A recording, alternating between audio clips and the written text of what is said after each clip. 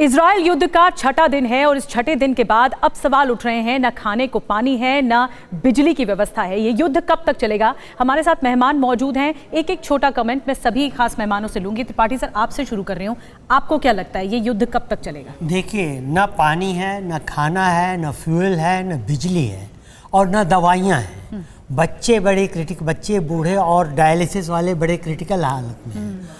अब अगर ये ज़्यादा चलता है तो दुनिया के कोने कोने से आवाज़ उठनी शुरू हो जाएगी और शुरू हो चुकी है कि भाई मानवीय आधार पर सहायता इनको दी जाए।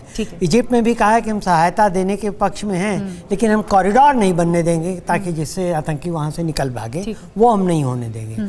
तो इससे पहले कि ये आवाज़ें ज़्यादा बुलंद हों और इजराइल के ऊपर प्रेशर ज़्यादा पड़े, इजराइल चाहेगा कि उसके ऑपरेशन का मुख्य हिस्सा जो है जल्दी से जल्दी खत्म हो जाए। लेकिन एयर स्ट्राइक करके तो मार रहा है इजराइल गाजा में। एयर स्ट्राइक में कोलेटरल डैमेजेस वगैरह हो रही हैं। अब वो बेसिकली स्पेशल ऑप्स, मेरा जो अपना व्यक्तिगत ओपिनियन है कि स्पेशल ऑप्स से वो based on correct input, hard intelligence, they will go for the leadership, they will go for the command and control centres.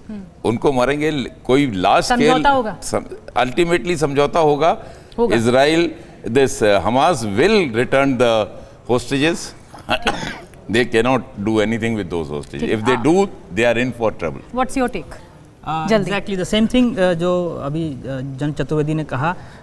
इसमें जो मुझे ऐसा लग रहा है कि जो इस समय जो इजराइल कर रहा है वो उनके इंफ्रास्ट्रक्चर को डैमेज कर रहा है पिन पॉइंटेड टारगेटिंग के द्वारा, और जब वो उनका वो टारगेट कंप्लीट हो जाएगा तो फिर वो इंडिविजुअल्स के पीछे जाएंगे। खिलाफ जाएगा। ईरान तो कट्टर दुश्मन है इजराइल का, वो तो जा ही रहा है। नहीं, देखिए, मुझे नहीं लगता कि जो आप इस्लामिक कंट्रीज हैं वो उनमें से कोई बहुत ज़्यादा खिलाफ जाएगा, क्योंकि ये हमास जो है एक टेररिस्ट ऑर्गेनाइजेशन है। ये सबको खुलेआम सपोर्ट नहीं किया जाएगा। हाँ, इसको खुलेआम सपोर्ट नहीं किया जाएगा। मुस्लिम ब्रदरहुड नहीं दिखेगी, मतलब आपको लगेगा? नहीं, देखिए, वो ब्रदरहुड तो जो वैचारिक रूप से है वो तो रहेगी, उसको समाप्त करना शायद वो ओपनली बोलें कि नहीं है, लेकिन ऐसी कोई दिक्कत नहीं है और मानवीय नहीं होगा, लेकिन पीछे पर्दे के पीछे क्या है वो कहा नहीं जा सकता, क्योंकि वो मुझे लगता है कि मेरा आंकलन है कि रहेगा। महत्वपूर्ण बात यह है कि अभी आगे वाले दिनों में क्या होगा। देखिए, अभी जो हालात हैं, जो लग रहे हैं कि ग्राउंड असॉल्ट की तैयारी हो रही है, उसके लिए इन हालात में ग्राउंड असॉल्ट करना बहुत मुश्किल है, क्योंकि इतना ज़्यादा